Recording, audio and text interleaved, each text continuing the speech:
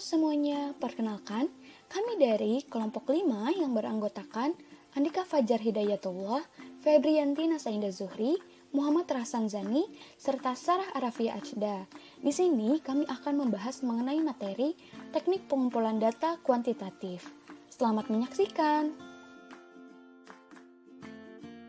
Selanjutnya kita akan membahas mengenai pengumpulan data kuantitatif. Metode penelitian kuantitatif menggambarkan dan mengukur tingkat kejadian berdasarkan angka dan perhitungan.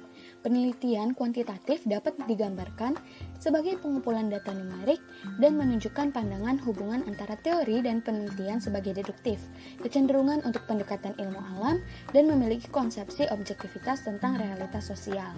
Dengan kata lain, studi kuantitatif terutama meneliti hubungan antara variabel yang diukur secara numerik dengan penerapan teknik statistik.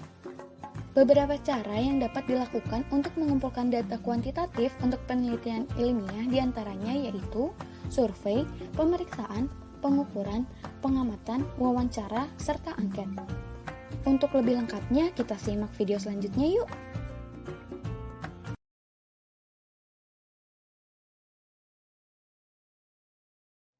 Survei dapat didefinisikan sebagai tindakan memeriksa proses atau mempertanyakan satu individu yang dipilih untuk mendapatkan data tentang layanan, produk, atau proses.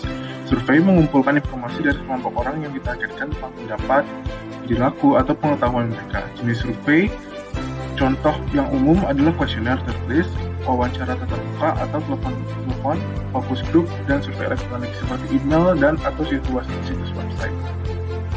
Jenis-jenis survei berdasarkan waktu adalah survei cross-seksional, survei longitudinal, dan survei komprehensif. Cross-seksional dilakukan hanya pada satu titik dalam satu waktu tertentu. Survei ini dapat menyediakan snapshot kondisi dan keadaan para responden pada peneliti dan waktu yang spesifik. Salah satu masalah yang dapat muncul dari survei cross-seksional adalah kejadian pendapat, perilaku, dan fenomena ini adalah bersifat stagnan. Beberapa contoh dari survei longitudinal. Yang pertama adalah survei tren, yang dimana fokus utama dari survei ini adalah tren yang berada dalam target penelitian.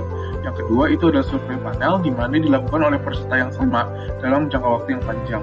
Ketiga itu adalah survei cohort, yang dilakukan dengan orang-orang berbeda, tapi dengan memenuhi kategori tertentu.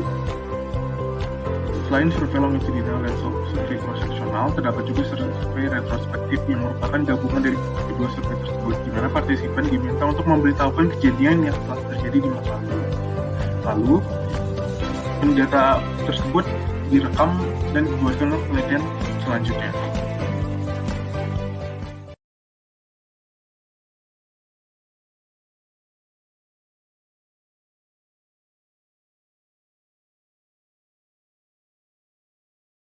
Pemeriksaan dilakukan untuk membuktikan keabsahan data yang telah ditentukan. Dalam membuktikan keabsahan data, diperlukannya beberapa teknik pembuktian yang tertentu.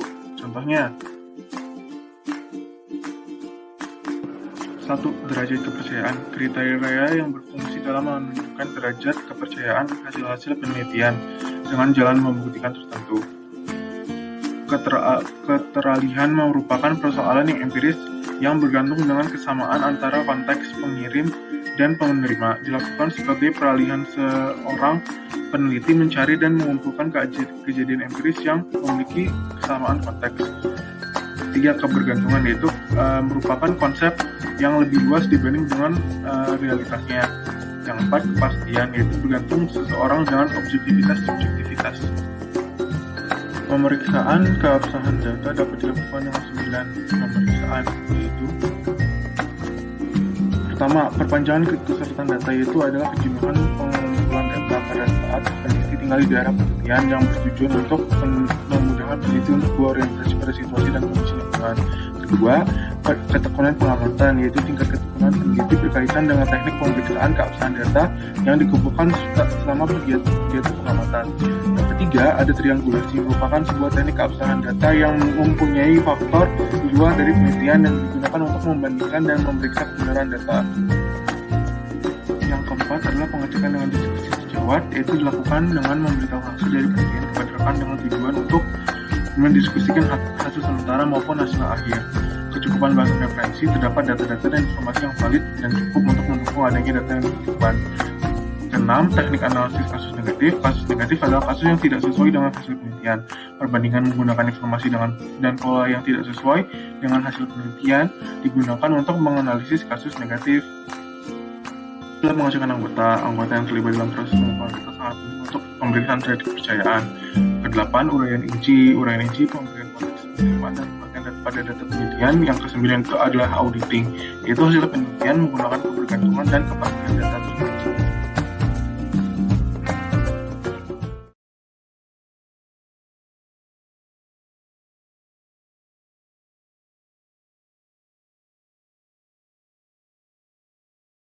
Pemberian value numerik pada suatu objek tertentu dan juga untuk memberikan nilai pada variabel. Terdapat beberapa teknik pengukuran, yaitu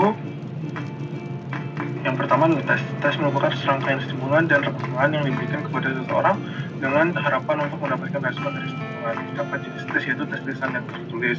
Ada juga alat ukur tes itu tes psikologi. Yang kedua itu ada tes prestasi, yaitu bertujuan untuk mengukur penguasaan para presentatif dalam proses belajar mengajar. Dan ketiga itu ada tes intelijensi yang digunakan untuk mengukur capaian khusus. Terdapat 3 kategori yaitu sosial, nyata, dan abstrak. Yang kedua ada daftar inventory kepribadian, digunakan untuk mengukur kepribadian dari objek penelitian. Para subjek diberikan bermacam-macam pernyataan yang menggambarkan pola tingkah laku tertentu yang digunakan untuk memberi konteks terhadap jawaban. Yang ketiga adalah teknik deduktif, yaitu mengukur respon dari stimulus dengan makna ganda atau tidak tersusun yang diberikan kepada seseorang. Diharapkan dengan teknik ini seseorang memproyeksikan kebutuhan, keinginan, ketakutan, dan emosi lainnya. 4. Skala, yaitu adalah seperangkat nilai yang ditetapkan kepada subjek dengan tujuan mengukur sifat. Terdapat 4 macam skala, yaitu 1. Skala Likert yang membentuk pernyataan positif dan negatif mengenai suatu objek penelitian. Skala Thornton, yaitu mengembangkan metode untuk menentukan skala tertentu dalam hal-hal yang mewakili berbagai tingkat. Ketiga adalah skala Garman, yaitu skala dengan dimensi tunggal. Terakhir adalah skala perbedaan makna. Berdasarkan pada pandangan bahwa objek memiliki 2 macam makna denotatif, yaitu denotatif.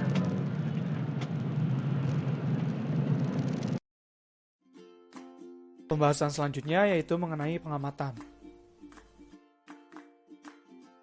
Menurut Noto Atmojo, pengamatan atau observasi merupakan proses prosedur yang dilakukan secara berencana, meliputi melihat, mendengar, dan mencatat segala macam aktivitas tertentu yang memiliki hubungan dengan bahasan yang akan diteliti.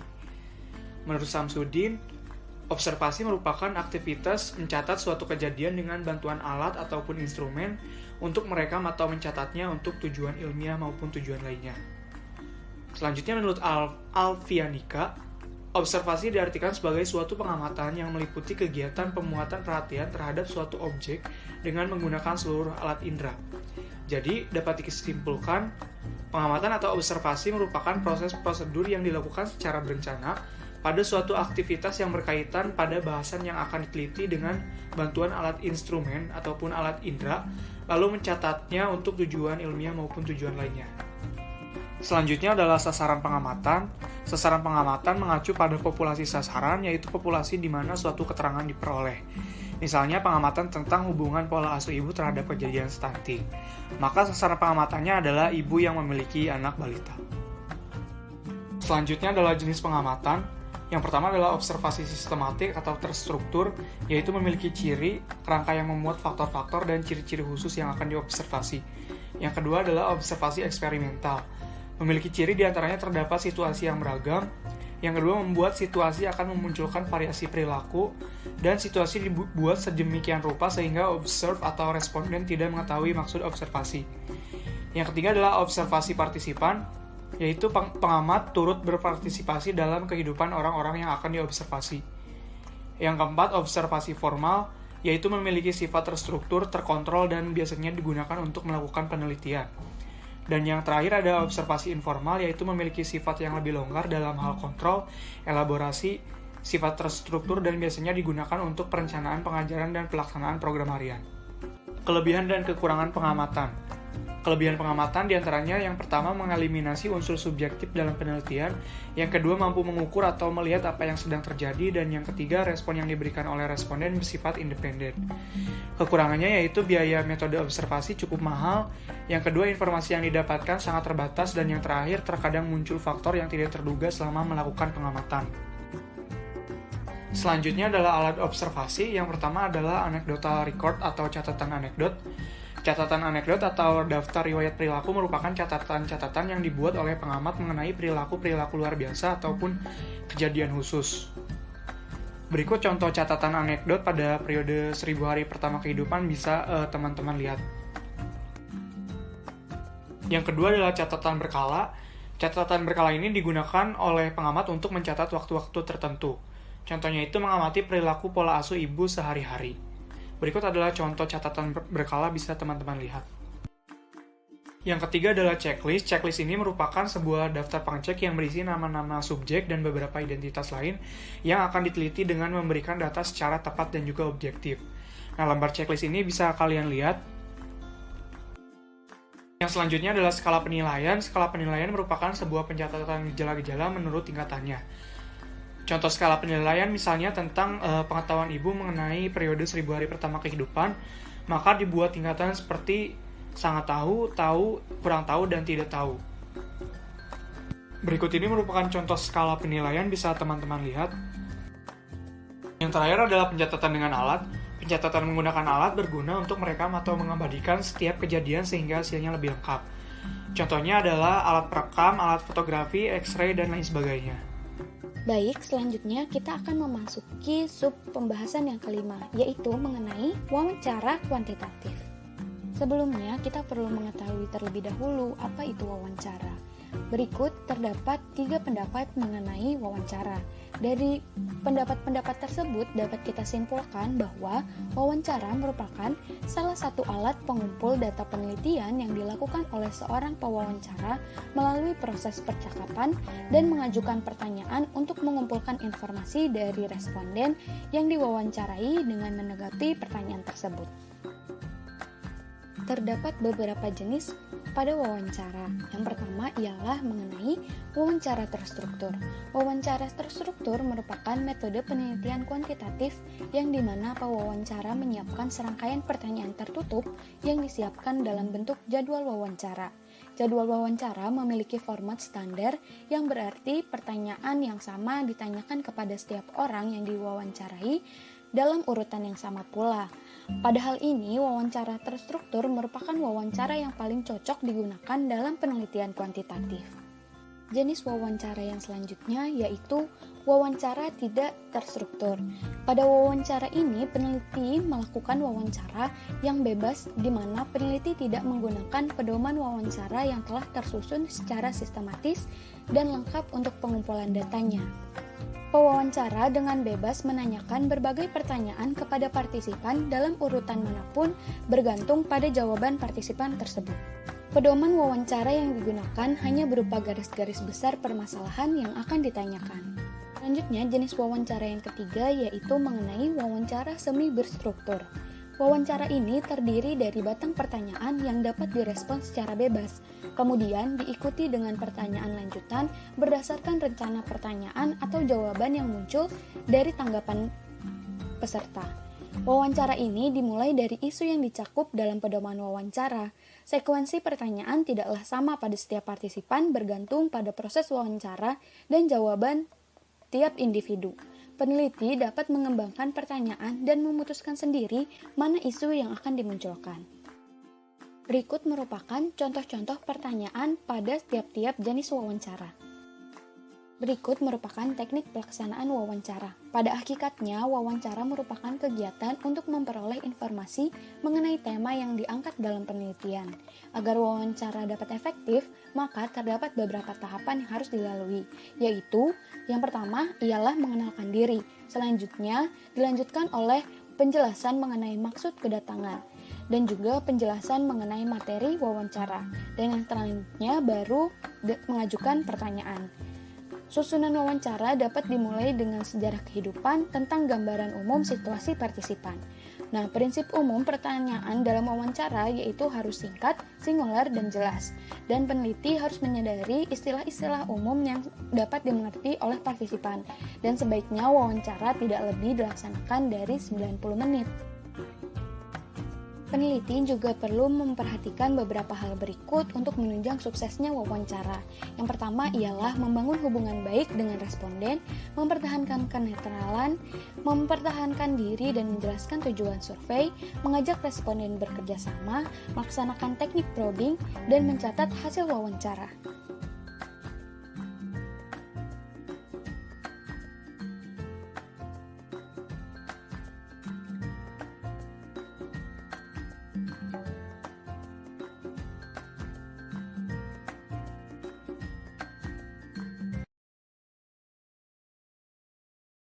Selanjutnya yaitu ada angket. Menurut Sugiono, tahun 2011, kuesioner merupakan teknik pengumpulan data yang dilakukan dengan cara memberi pertanyaan atau penyataan secara tertulis kepada responden yang nantinya pertanyaan tersebut dapat dijawab. Di mana kuesioner merupakan serangkaian pertanyaan yang berisi hal-hal yang bersangkutan dalam penelitian. Adanya kuesioner dapat memudahkan bagi peneliti untuk mendapatkan informasi terkait masalah atau hal-hal penting dari responden. Di dalam angket terdapat tipe angket. Yang pertama ada angket tertutup, merupakan sebuah pertanyaan dengan jawaban yang sudah ditentukan terlebih dahulu, sehingga responden tinggal memilih jawaban dengan bentuk pilihan ganda. Contoh angket tertutup dengan topik 1000 HPK dengan hubungan kejadian stunting. Berikut adalah contoh pertanyaan pada angket tertutup. Lalu yang kedua itu ada angket terbuka, merupakan sebuah pertanyaan dengan jawaban yang diberikan responden. Kemungkinan pernyataan tersebut belum diketahui oleh peneliti, sehingga responden dapat menjawab dengan menyesuaikan dengan kalimat sendiri. Berikut contoh pertanyaan pada angket terbuka. Selanjutnya yaitu ada angket terbuka dan tertutup, mana merupakan sebuah pertanyaan terkait informasi apabila peneliti ingin mengetahui tentang sesuatu yang mungkin saja belum diketahui padahal bisa saja terjadi di lapangan. Maka peneliti ini dapat menggunakan angket semi terbuka dan tertutup. Untuk responden dapat menjawab sesuai dengan kondisi kebenarannya. Berikut contoh pertanyaan pada angket semi terbuka dan tertutup. Selanjutnya yaitu ada psikologi dalam menjawab angket. Dalam melakukan sebuah pengumpulan data terhadap penelitian dengan menggunakan skala psikologi, responden diminta untuk memilih salah satu dari 4 pilihan jawaban yang tertulis pada pernyataan tersebut. Namun, ada beberapa hal yang harus diketahui responden untuk menjawab pertanyaan tersebut. Yang pertama, untuk menjawab pada skala psikologi, responden tidak perlu takut salah dalam menjawab. Yang kedua, terkait identitas diri responden, peneliti menjaga kerahasiaan responden. Yang ketiga, untuk menjawab, responden harus berdasarkan keadaan diri responden. Dan yang keempat, pilihlah jawaban terdiri dari SS yaitu sangat setuju, S yaitu setuju, TS yaitu tidak setuju, STS sangat tidak setuju. Berikut contoh pernyataan pada psikologi angket. Berikut beberapa kelebihan terhadap angket, yaitu responden dapat memperoleh sejumlah pertanyaan yang sama. Lalu adanya angket tidak memerlukan kehadiran responden. Lalu dapat diberikan secara serentak. Waktu pelaksanaannya cukup fleksibel. Lalu angket dibuat secara anonim. Dan biaya yang digunakan cukup relatif murah. Sedangkan kekurangan dari angket yaitu kurangnya pengawasan, sehingga untuk menjawab pertanyaan tersebut responden tidak sesuai. Lalu kurangnya teliti dalam menjawab. Lalu pertanyaan jawaban tersebut seringkali sulit dicari validitasnya. Lalu responden yang berpendidikan rendah, mereka kesulitan dalam menjawab kuesioner. Dan terakhir yaitu kemungkinan jawaban responden tidak dikumpulkan karena merasa kurang sesuai. Sekian dari kelompok kami, mohon maaf bila terdapat kesalahan. Terima kasih.